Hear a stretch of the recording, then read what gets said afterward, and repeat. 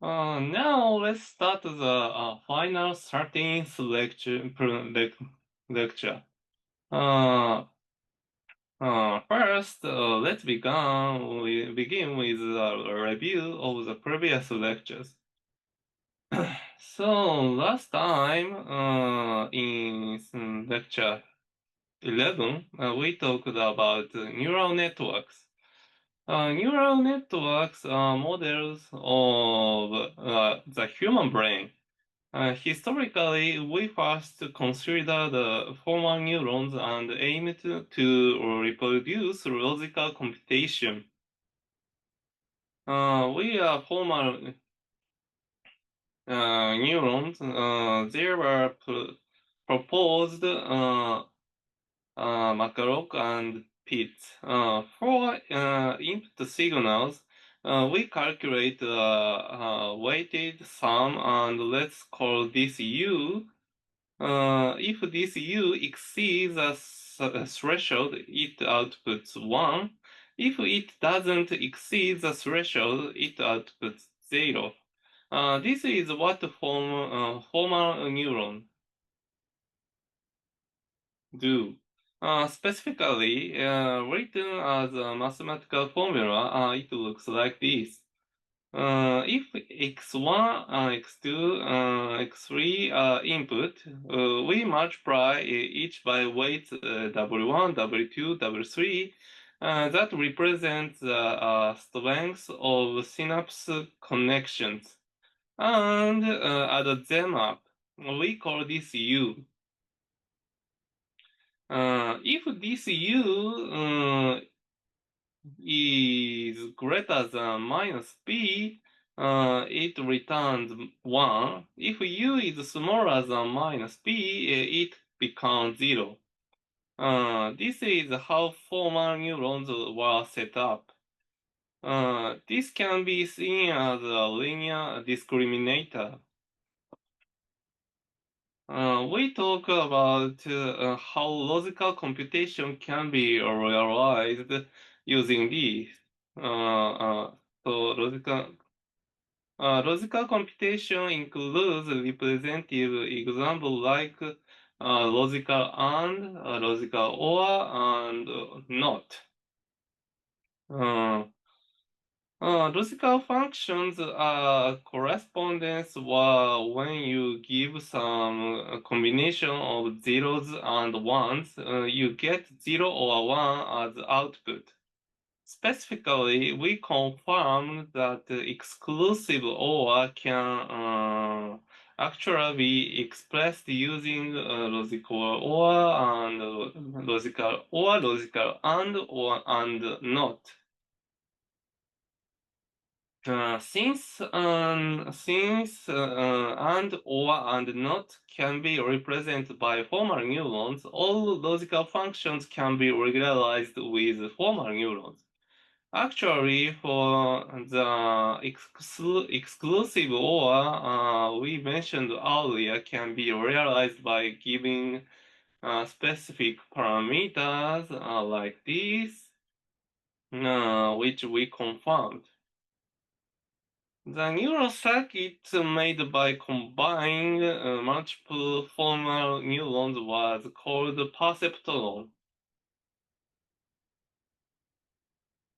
X1, X2 are input. Using these as inputs, we calculated that1 and that2. For the exclusive or we mentioned earlier. This part is called hidden layer. Finally, using these Z1, Z2, we get Y. And this is called the output layer. In the textbook used in this class, the input layer is not counted. So in this case of such a perceptron, it becomes a two-layer perceptron. By increasing the number of layers, while the original formal neurons could only be used for linear separable data. Yes. By including layers, they become appreciable to data that is not linear separable.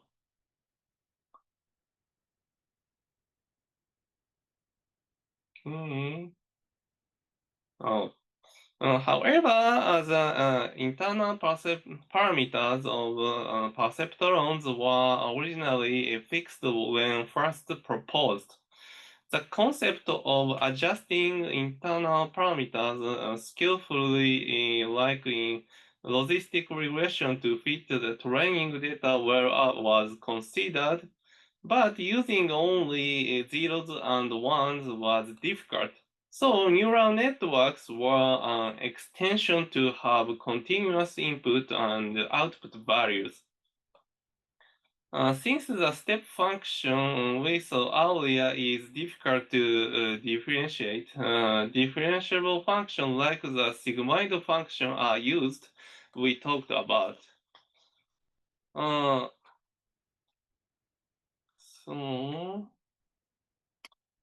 feed-forward neural networks looks like this. Let capital L be the number of layers, and the dimensions of each layer be n0 to nl.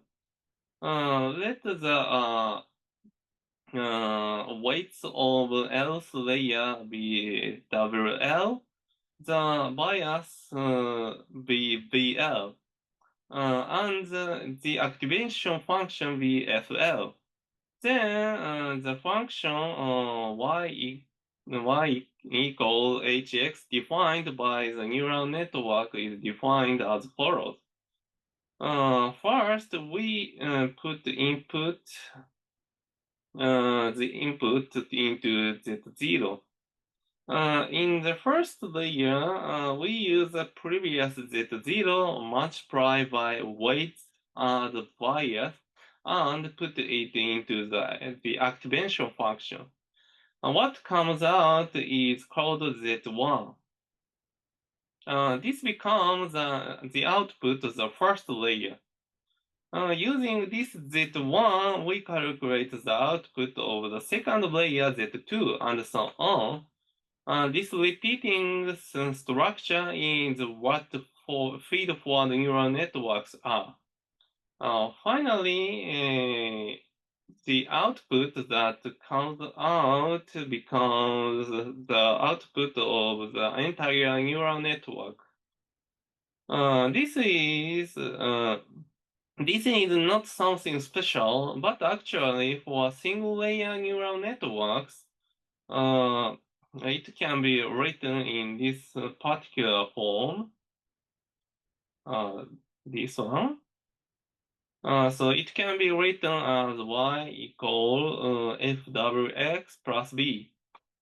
This can be said to be generalization of simple regression, multiple regression, and logistic regression that we have learned so far. The problem of how to specifically determine the parameters W and B is that what we want to do with single layer neural networks is to choose parameters that minimize the loss function. Specifically, what kind of loss functions are there? For example, for regression problems, the loss function is mean squared error, and for binary classification problem, it was defined by negative log likelihood. This is not limited to single layer neural networks, but the same applies to L-layer feed-forward neural networks. We can handle them well by changing the activation function of the output layer according to the problem. In the case of regression, we decide to use the identity one function as the activation function of the output layer. As loss function, we use mean squared error, just like with the single layer neural networks earlier. In the case of bilinear classification, the activation function of the output layer is the sigmoid function. We use a negative log likelihood as the loss function. For multi-class classification, let me also introduce the case of multi-class classification. For multi-class classification, the activation function of the output layer uses the softmax function. And the loss function was defined by negative log likelihood. So the idea was that we should change the activation function and loss function of the output layer according to the problem. How do we specifically determine the internal parameters? The idea was the steepest descent method. The steepest descent method is a technique for finding the local minimum value when there is a function f. Specifically, what kind of technique is it? We calculate partial derivatives, calculate the partial derivative at the point where considering multiply by alpha and subtract. So we gradually move to a place where the function becomes smaller. Looking at the figure, it looks like this, and it was a technique that goes down in the direction where the function is the steepest. So it was called the steepest descent method. When we introduced the steepest descent method during logistic regulation, we calculate the gradient using all trained data.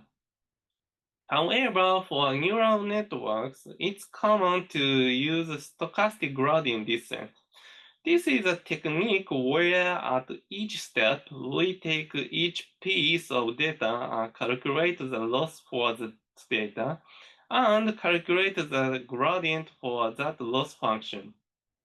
Stochastic gradient descent is different from the ordinary steepest descent method because loss function changes for step calculation. So the gradient also changes, of course. So it becomes noisy updates. While the naive steepest descent method could get stuck in local optima, this can sometimes escape from there. Also, since we don't use all that data together, it's memory efficient.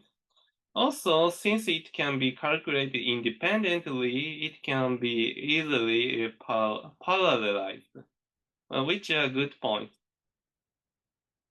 How to specifically calculate this was content of lecture 12. Let's go 12. Whew. For that discussion, we first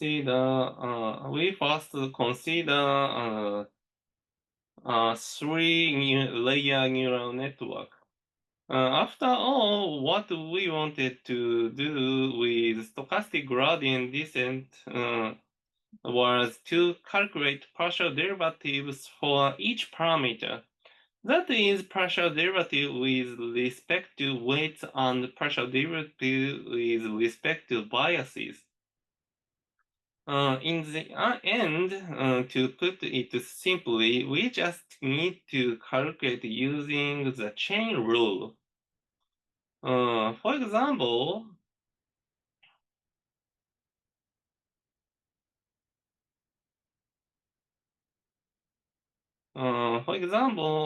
we considering the partial derivative of W3 with respect to the loss function L, it can be calculated. So so dl du3 times du3 dw3.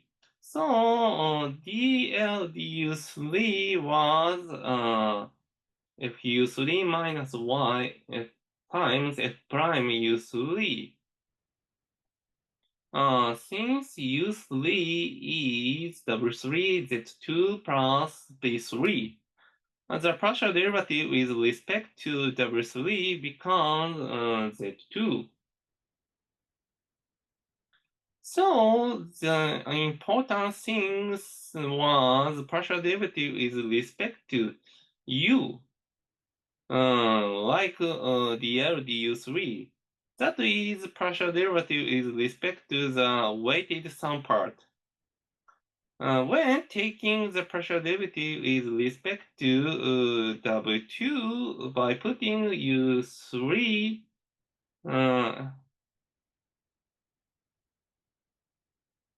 u3, that is partial derivative with respect to the weighted sum part. When taking the partial derivative with respect to w2 by putting u3 in between dl dw2, so dl du2 can be written as dl du3 times du3 du2. Since we calculated dl du3 on the previous page, what we need to calculate were these two things. du2 is that u3 is w3 z2 plus b3, and z2 is fu2. So we could apply in the chain rule. So the partial derivative with this u2 was w3 f prime u2. du2, the dw2 was z1. Just like on the previous page. So we could also calculate the partial derivative with respect to W2. The partial derivative with respect to W1 also worked well by putting U2 in between, U1 in between. So the key point was that it was important to take partial derivative with respect to u before calculating partial derivatives of w and v. So we defined this dl dul as delta L. Then delta 3 is determined, delta 2 is determined using the delta 3. And delta 1 is also determined when this delta 2 is determined. This was the structure.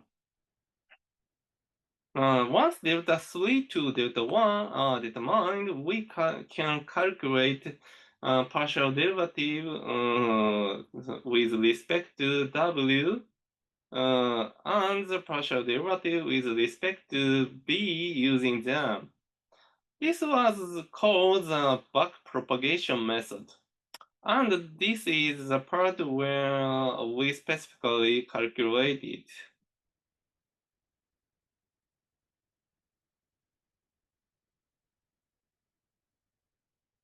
Hmm. Hmm. This delta represents the error between the correct value and predict value of the training data for the output layer. Delta. In stochastic gradient descent, we correct weights and bias to cancel out the error. This delta was an indicator that measures how much output node J contribute to the error. Hidden layer deltas also had similar meaning. Uh, Specifically, what this means is that when we change the total input of hidden layer node, multiplying it by delta corresponds to how much the loss function changes. So if this delta is small, adjusting the total input won't change the magnitude of the loss function. If the absolute value of this delta is large, it shows that the impact is large. In other words, delta evaluates how much each node affects the result. Okay, so why this backpropagation method is good is that compared to numerical differentiation method commonly used for calculating partial derivative, it requires far fewer calculations, uh, like that. Historically, it was published by Lamerhart and they also named it. But we also talked about how various people, including Professor Amari, found it independently. In the end, data changes the loss function for each problem, but in the end, for regression problems, binary classification problems, and multi-class classification problems that we deal with in this class, the data of the first output the output layer all becomes hat y hat minus y. Hmm. And we actually did numerical calculations and confirmed that using a three-layer neural network, we can successfully apply it even to data that is not linear separable. This was lecture 12.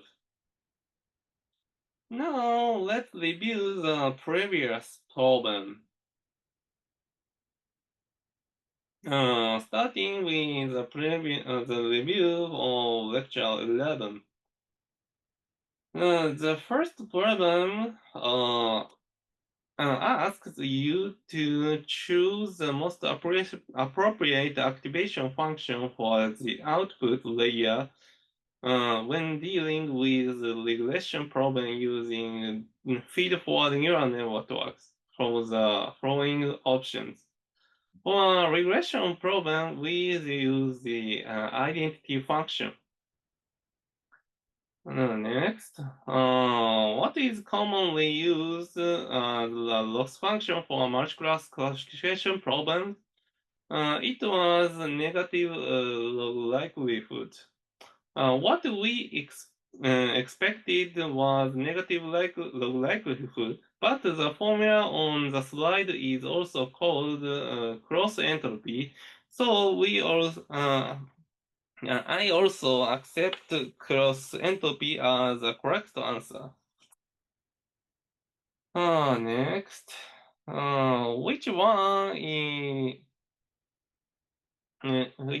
is correct for logical OR? The the result of logical OR becomes 0, that is false, only when it's 0 or 0. So the first option is the correct answer. Next. This problem asks you to choose the most appropriate advantage of stochastic gradient descent. Since we don't use all data at each step, the first option is false. Updates based on random mini batches can help escape from local optima in some case, which is correct. Whether updates are stable, it's hard to say they are stable, so this is false. Also, we are not computing all data at once, so this is also false. So the second option is correct answer. The last problem asks you to actually calculate with formal neuron. You just need to calculate. When you calculate W1 times X1 is minus 1 times 1, so it's minus 1. W2 times X2 is 1 times 0, so it's 0. B is 0.5. So when calculate these, it's minus 1 plus 0 plus 0.5, which gives us minus 0.5. When the content of step function is negative, it becomes 0. So the answer is 0. Next is in-class report for lecture 12. Okay, first, this problem asks you to choose the most appropriate main purpose of the backpropagation method. Optimizing the weights and biases of the neural network is the correct answer. We are not changing them randomly, and the output doesn't necessarily increase. Also, the learning rate is basically fixed. The next problem asks which layer the delta this formula calculates, and this was hidden layer delta. Next is a problem asking you to choose the most appropriate explanation regarding the backpropagation method. The backpropagation method is computationally efficient because all unit outputs are determined in one feedward path and all data are determined in one backward path. This is true. For the second option and beyond, because it performs calculation for each directional component was about the numerical differentiation method. We talked about how backpropagation works well with neural networks that have many parameters. As the first option says, since we do all calculations in one forward path and one backward path, it's very efficient, excellent, even when there are many parameters. So while the computation cost depends on the number of parameters, it's efficient compared to other methods. The last problem asks you to actually apply it. If we use execute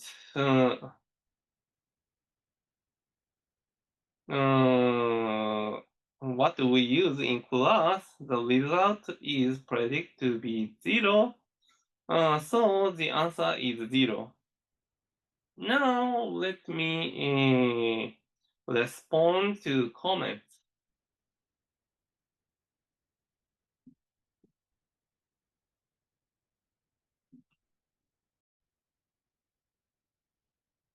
Okay, first, here's the first question.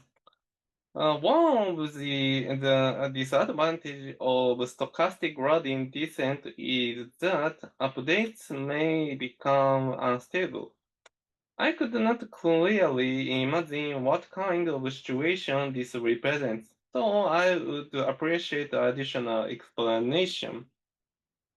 This is question. Let me explain using a concrete example.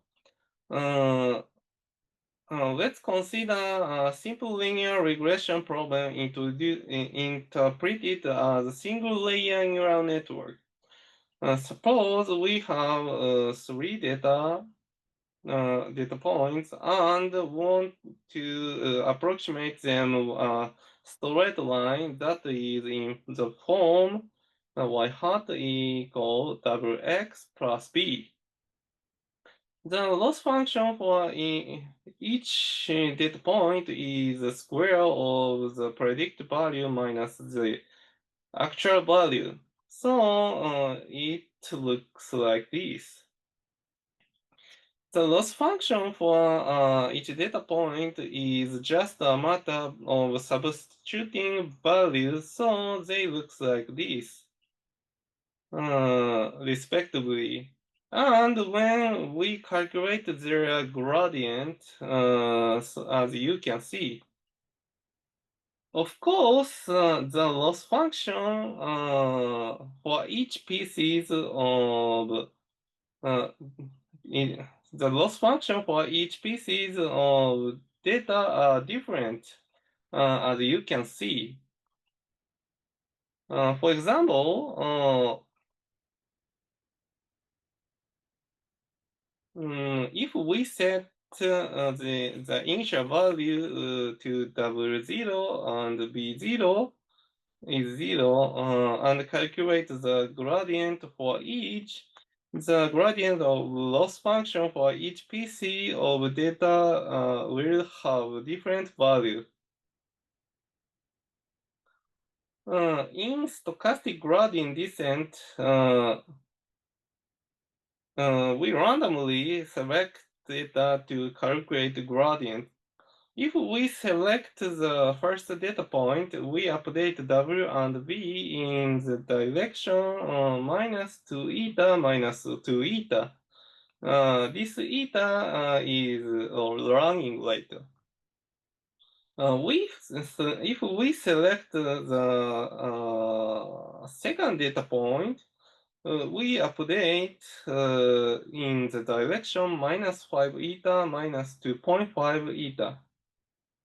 And if we select the third data point, we update in the direction minus 12 eta minus 4 eta. In gradient descent, we update based on only one loss function. On the other hand, in stochastic gradient descent, even if we choose a gradient based on L1 for the first update, we might perform update based on L2 for the next update. In other words, gradient descent considers only one loss function. So one loss function. But stochastic gradient descent has many loss functions as their data point, and we don't know which one will be selected. The figure shows how parameters are updated when we actually perform numerical calculations with gradient descent method and stochastic gradient descent respectively. The updated trajectory obtained with steepest descent. No, no, steepest descent is shown in blue. Uh, as you can see, it smoothly heads towards the optimal solution.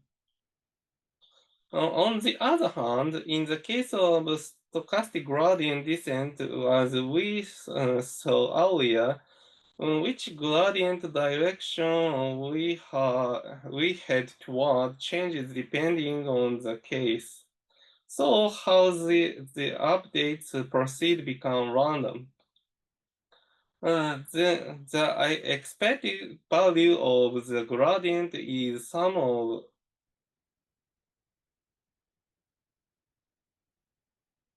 the the expected value of the gradient is the same as gradient used in gradient descent, so the loss eventually decrease like that.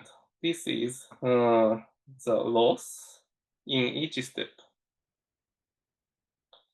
And, thus shown in the right side of figure 2, this represents how the loss changes in stochastic gradient descent. Due to zigzag movement we saw earlier, the loss also oscillated up and down while decreasing. Of course, if we take a smaller learning rate, the zigzag amplitude would also decrease. So there are mainly three reasons why stochastic gradient descent is called unstable. The fundamental reason is that since gradient directions differ depending on the selected data, sometimes updates are made in directions that move away from the optimal solution.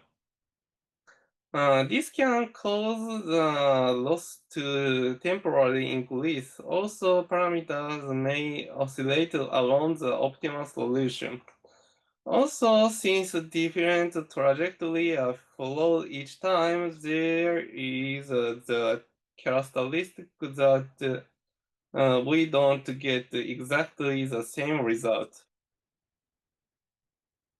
As touched in the lecture, this instability is not necessary but thing.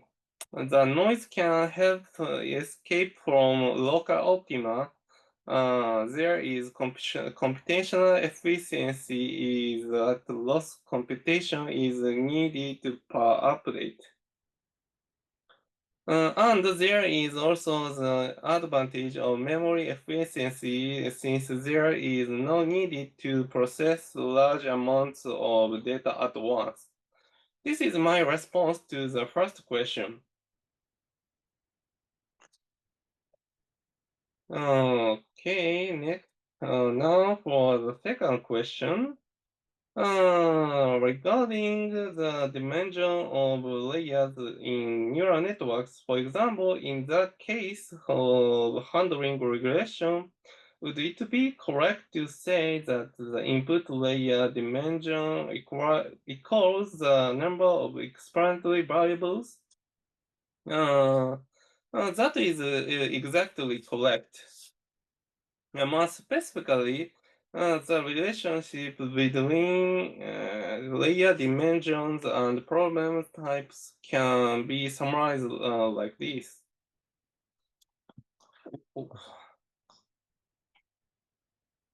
For the output layer, the input layer then equals the number of feature in the input data.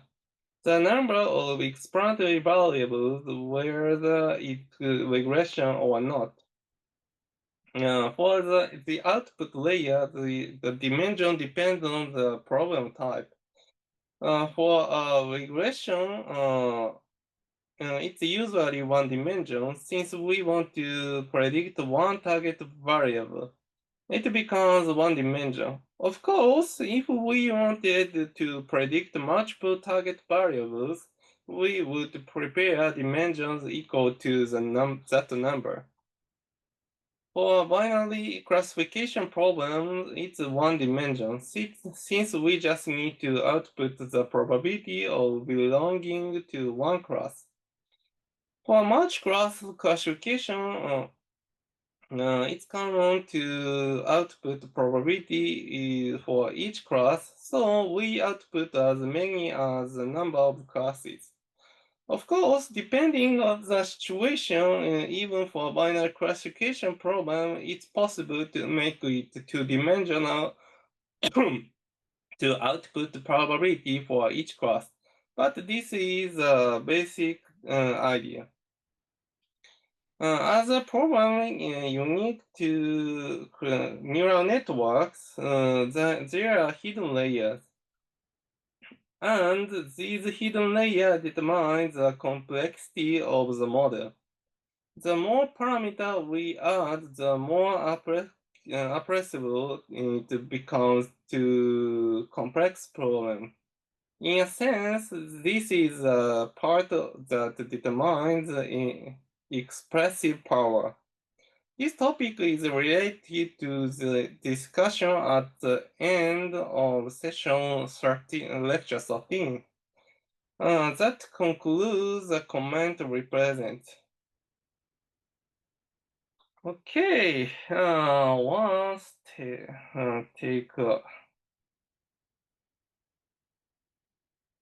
let's take a break.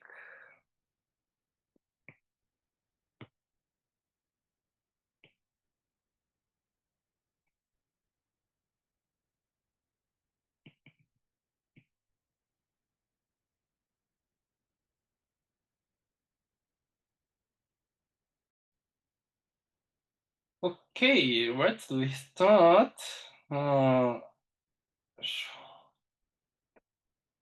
Let's start the 13th lecture.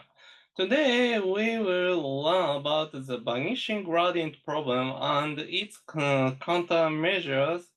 Uh, at the end, I will introduce mathematics for neural networks and the universal approximation theorem from my specialty mathematics. Uh, since I already talked about the review at the beginning, let's skip the part and go directly to the vanishing gradient problem.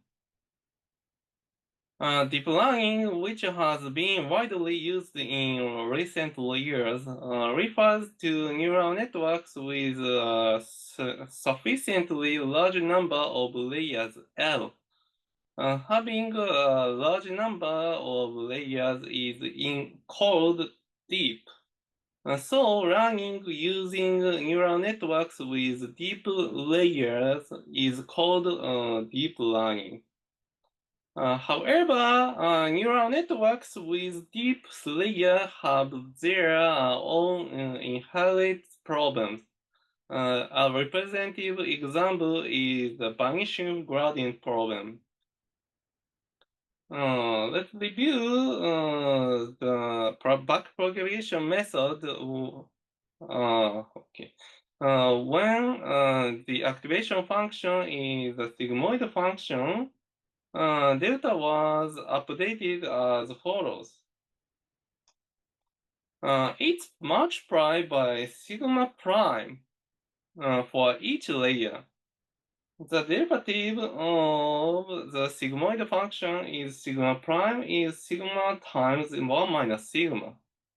Since sigma is a function between 0 and 1, the derivative value becomes less than or equal to 1 over 4. This means that after m layer, it reduced to less than 1/4 to the power m times. Actually, when we calculated delta specifically last time, those values kept getting smaller and smaller. Finally, delta 1 is minus 0.0003. So the gradient values keep getting closer and closer to 0. Due to the vanishing gradient problem, parameter update don't progress in neural networks with deep layers. In other words, with the technique at that time, learning of neural networks with a deep layer was difficult. In the 1980s, research on neural networks rapidly intensified with the discovery of the backpropagation method. But as the vanishing gradient problem became apparent, expectations for it as leading artificial intelligence technique rapidly diminished. In this class, we introduce two countermeasures to the vanishing gradient problem. Method to improve the activation function and method to improve the structure of neural networks. First, let's talk about the methods to improve the activation function. Specifically, it is widely said that we should use a rel function. Rel is short for rectified linear unit function. It is defined as follows. F of u equals max of u and 0, which equals u if u is greater than or equal to 0, and 0 if u is less than 0. This function returns 0 if input is less than 0, and returns the number itself is 0 or greater. For the derivative, we cannot calculate the derivative at u equals 0 strictly, but if we set the derivative at u it is 0 to be 1, then the derivative becomes 1 when u is greater than or equal to 0, and 0 when u is less than 0. Uh, So what's good about this is that the derivative of the rel function becomes like this form, the calculation we just saw. As I showed you before, the calculation of delta includes the derivative of the activation function f prime. Since f prime becomes either 1 or 0, if it's greater than 0 multiplied by 1 doesn't reduce the value. So we don't have the problem of getting smaller and smaller like with the weight function before.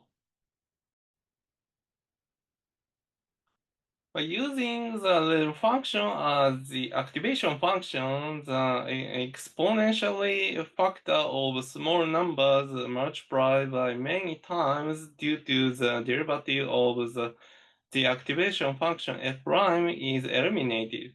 However, there is still the problem that WL plus 1 ends up being multiplied many times. If the weight are small, the gradient may still diminish. This problem can be addressed using He initialization. It's used by default in the open source machine learning library PyTorch. This is a method of improving the activation function. Here, we introduced the red function, but of course, people have thought about whether it's good to make the part smaller than 0 equal to 0. Many methods to improve this have been proposed. Okay, now let's move on to methods to improve the structure of neural networks. Before that, let me introduce a little bit of history. There is a large scale image recognition competition called ILSVRC, which stands for ImageNet or Large Scale Visual Recognition Competition. In 2000, yeah. In 2011, the method was a combination of support vector machine and other method with 25.8% error rate.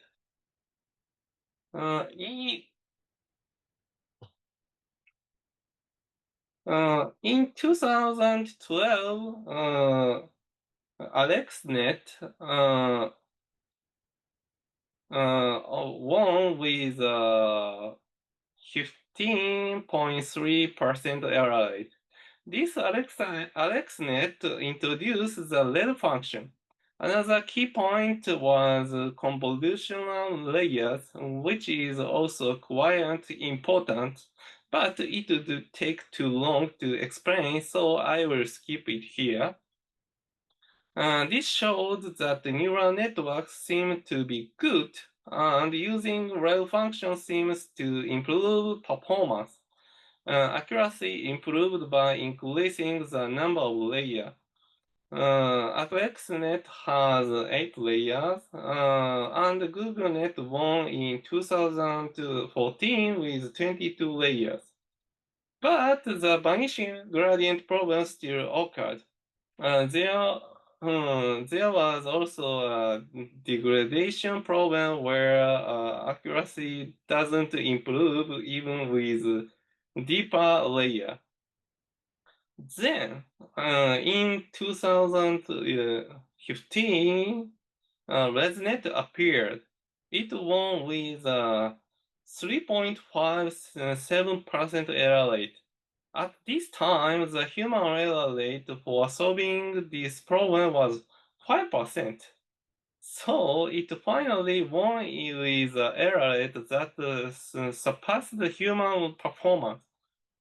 The number of layers at this time suddenly increased to 152. This brought about the big boom of deep learning.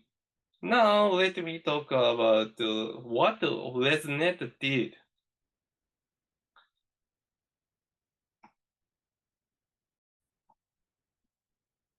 The schematic diagram of neural networks we have been dealing with so far looks like this.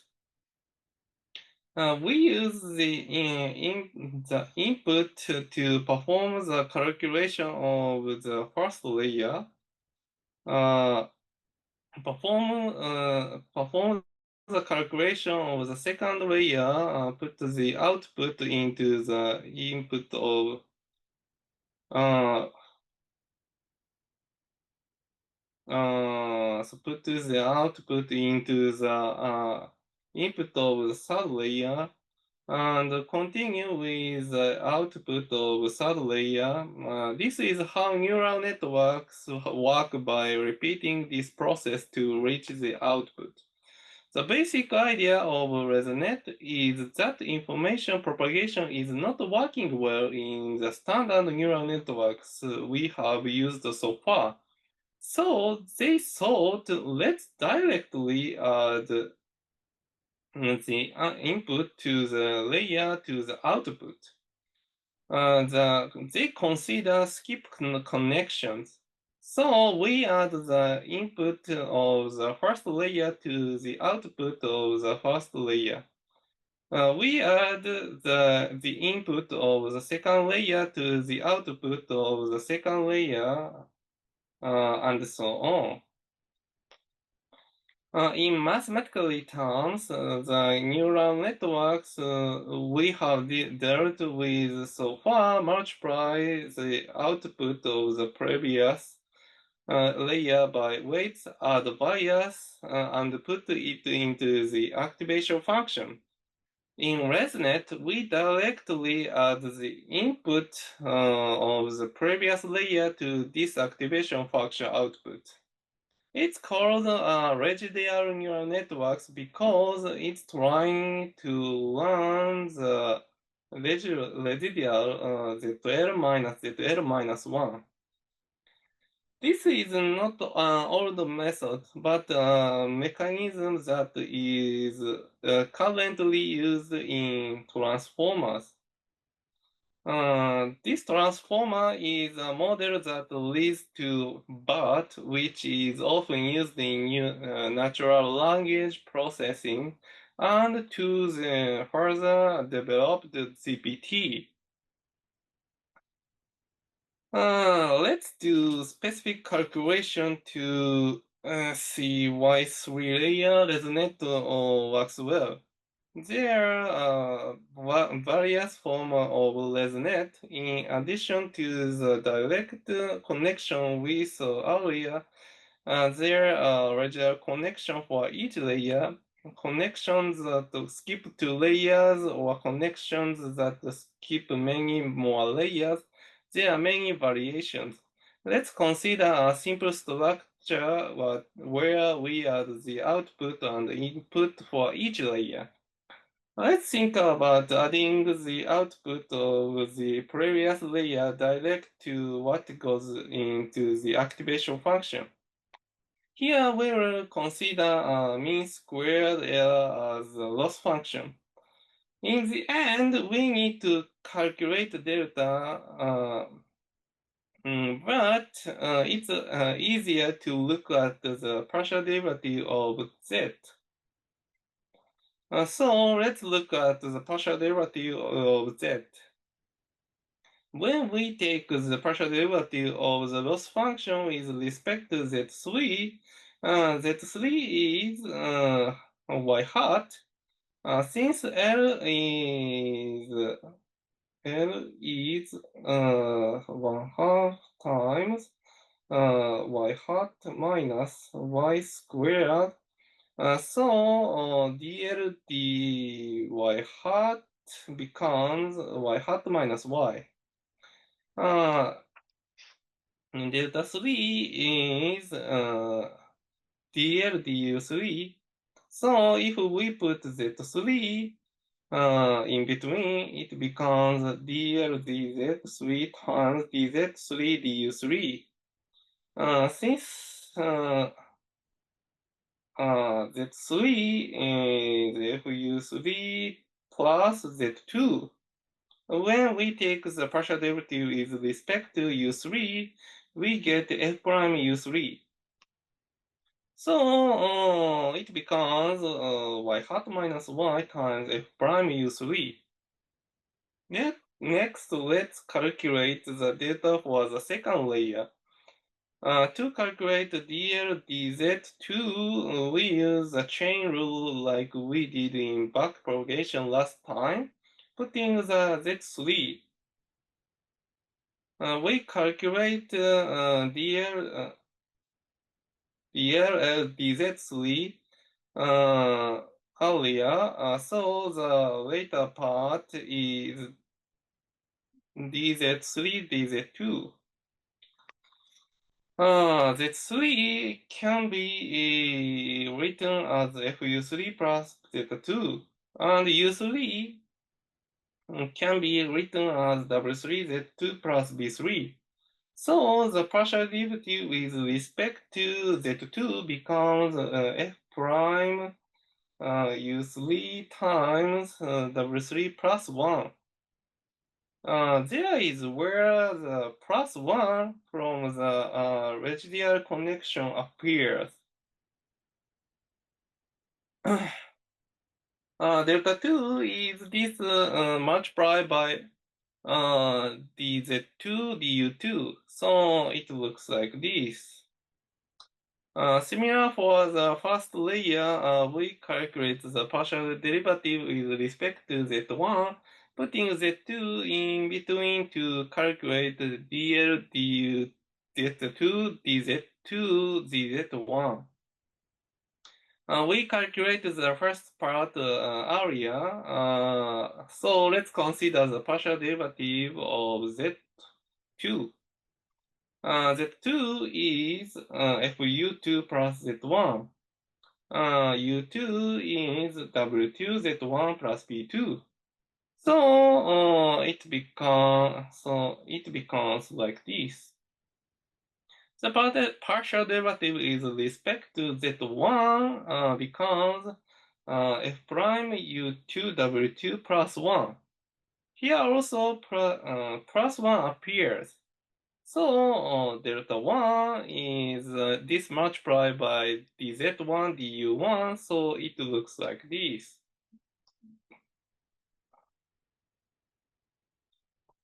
This is how it goes. Looking at the partial derivative with respect to z makes it particularly clear. The partial derivative with respect to z3 was y hat minus y. For the partial derivative with respect to z2, the partial derivative with respect to z3 is directly added to this. For the partial derivative with respect to z1, the partial derivative of z2 is directly added. In ordinary neural networks, these red parts don't exist. So, as we saw before, small numbers get reduced by the activation function or weights get reduced.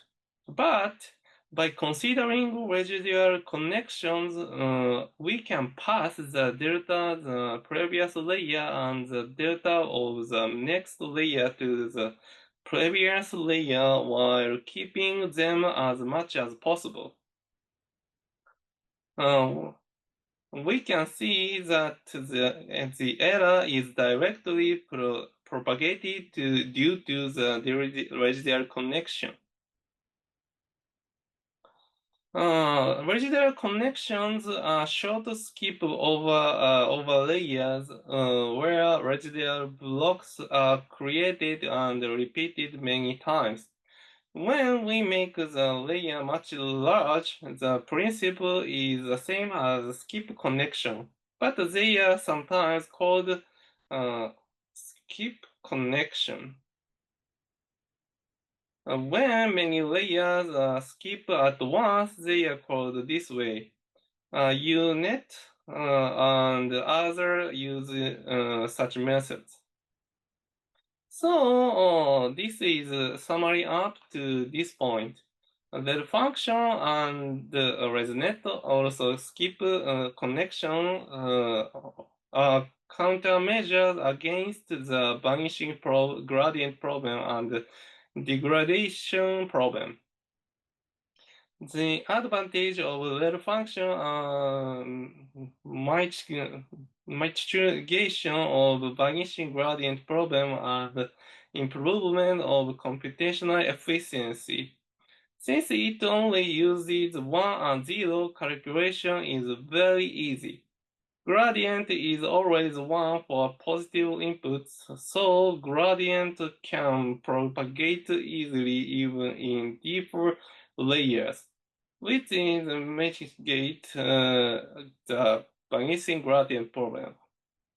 Also, resonate skip connections creates a structure where during backpropagation, a path is created for gradients to directly propagate to later layers. So, mitigation of vanishing gradient and degradation problem was possible. This made learning of deeper neural networks possible. Actually, learning became possible even with networks exceeding 100 layer, like 152 layers. Okay,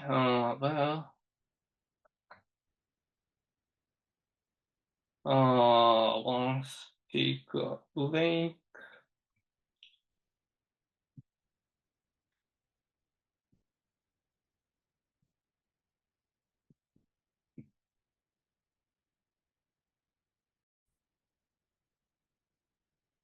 Okay, let's restart.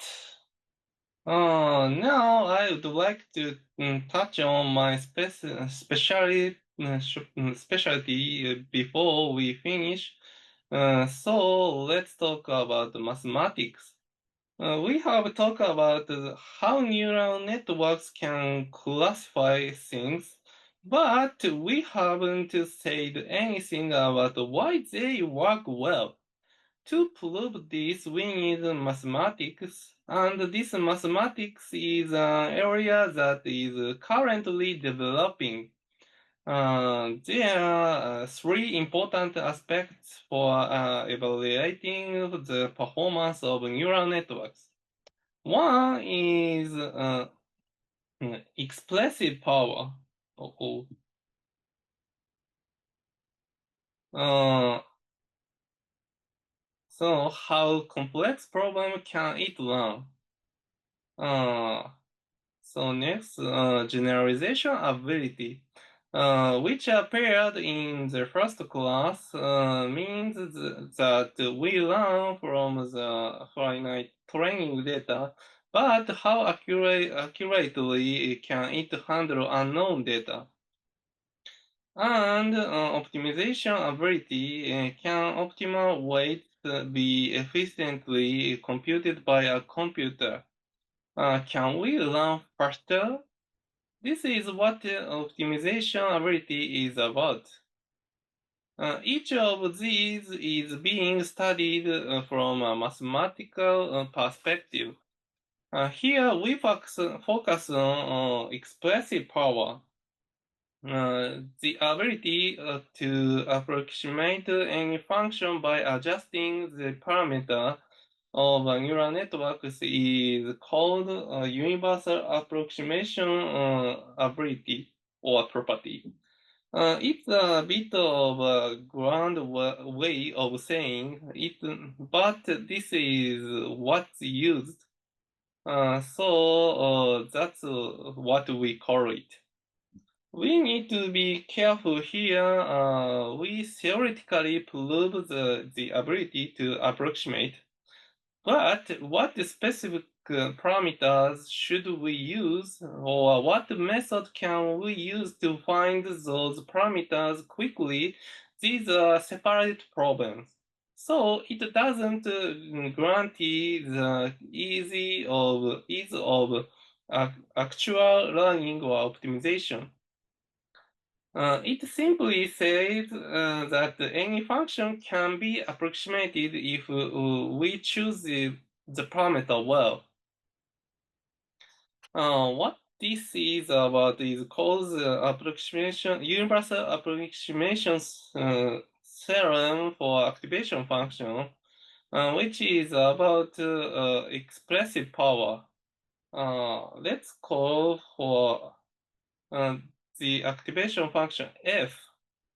Uh, for any continuous function capital F and any small number epsilon. If we can adjust parameters well, we can make this function smaller than f, and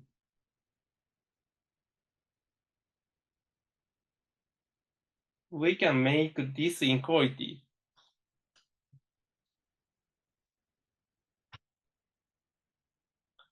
When this happens, we say that this function f, so this function f, small f, has universal approximation ability, or universal approximation property. This looks complicated, but it's simply multiplying the input by weights, add bias, putting it into the activation function, and then multiplying by weights. The following result is known. Sigmoid function, hyperbolic tangent function, and Led function have universal approximation property. In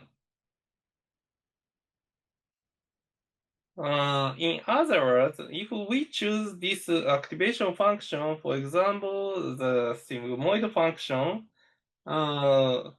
we adjust the weight and bias well for any function for any capital F.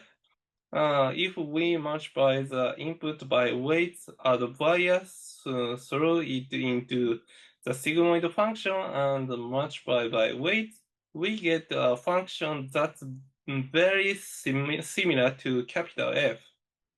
When we interpret this as neural networks, it's the same as saying that by taking a large dimension N2, two-layer neural networks can approximate any continuous function.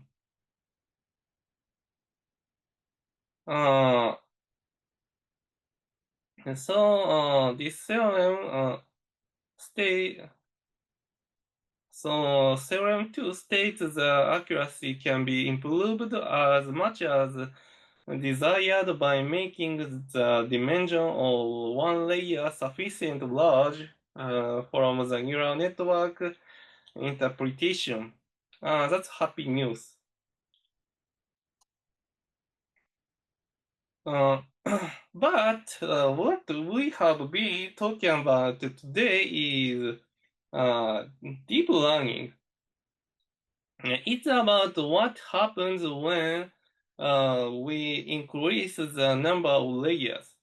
Making the dimensions of one layer large is what we talk about in the 11th lecture, like perceptron, which is about single layer neural networks. But we also want to know what happens when we make it deep. Especially since we know that adding layers can work, we want to know what happens. We fix the dimension.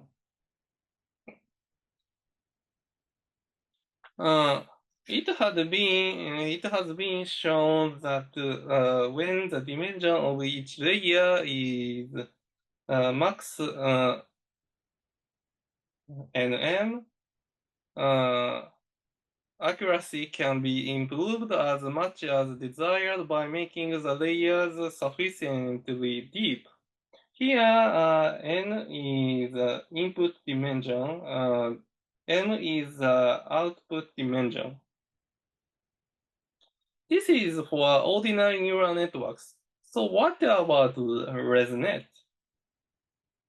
Uh, of course, universal approximation property can be shown for ResNet if the dimension of the layer is increased. When the number of layers can be increased in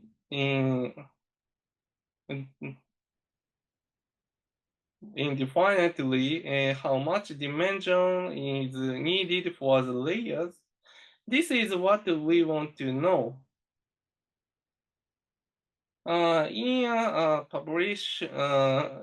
paper published in 2024, we proved that each layer having dimension n plus m, that is, having n plus m dimension is sufficient.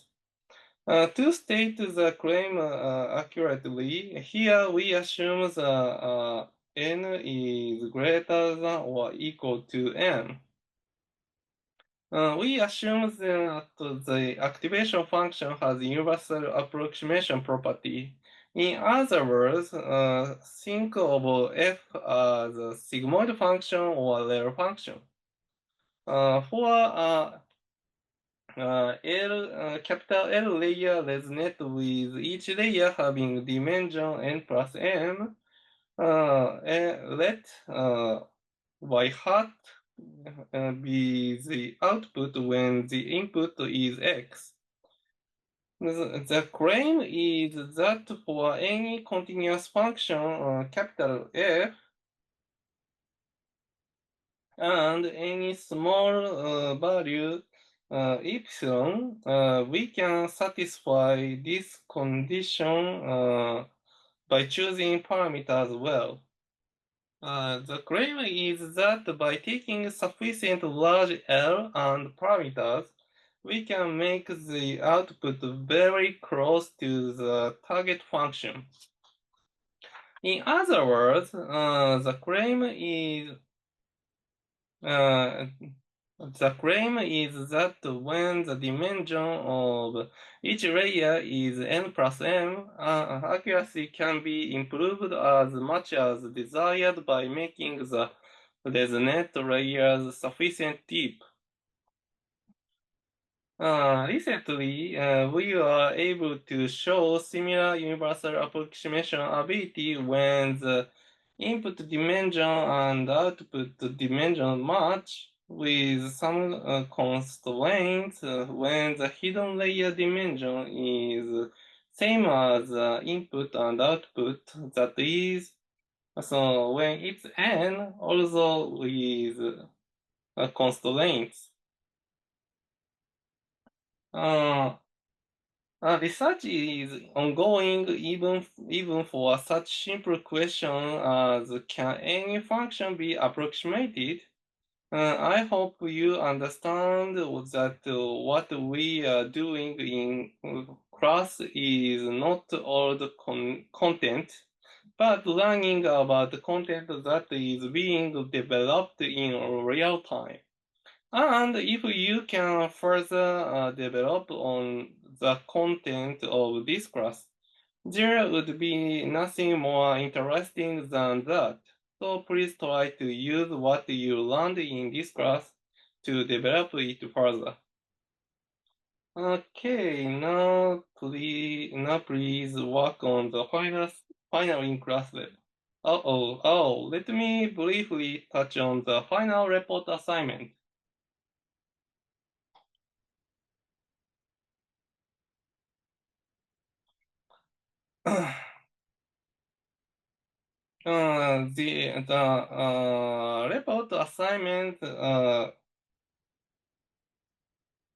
The report assignment consists of four major questions. The deadline is set for June 24th at 13 o'clock. For report creation, you can use Word, or if you write by hand, you can scan it and make it in PDF. Either way, please write this course name,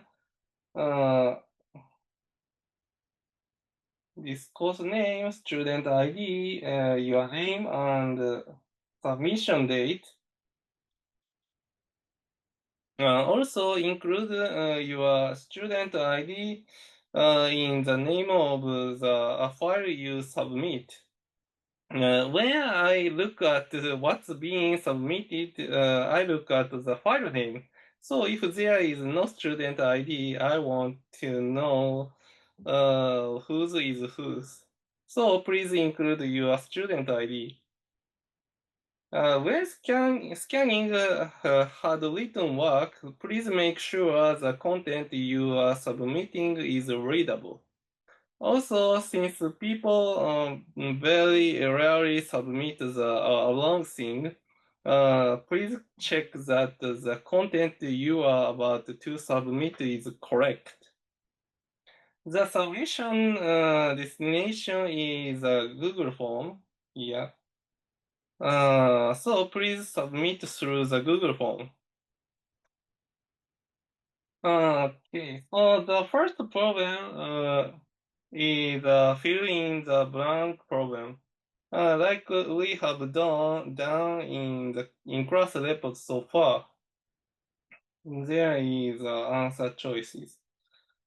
The second problem is about linear regression and determining the regularization parameter of rich regression using cross validation. There are also problems asking you to actually implement and running the code. Run the code. The third problem is about support vector machine. This also has problem in the later half, asking you to actually run the code. The third problem is about the last problem is about hierarchical clustering using the group average method. The first problem is a hand calculation problem. The second problem gives us x like this, so please apply hierarchical clustering using the group average method to this data. The question asks whether you can properly read the dendrogram that comes out of this. That's how it goes. If you have any questions, you can ask even after this lecture ends. Of course, I can't give you the answers through. So that's all. Thank you for your hard work through all 13 lectures.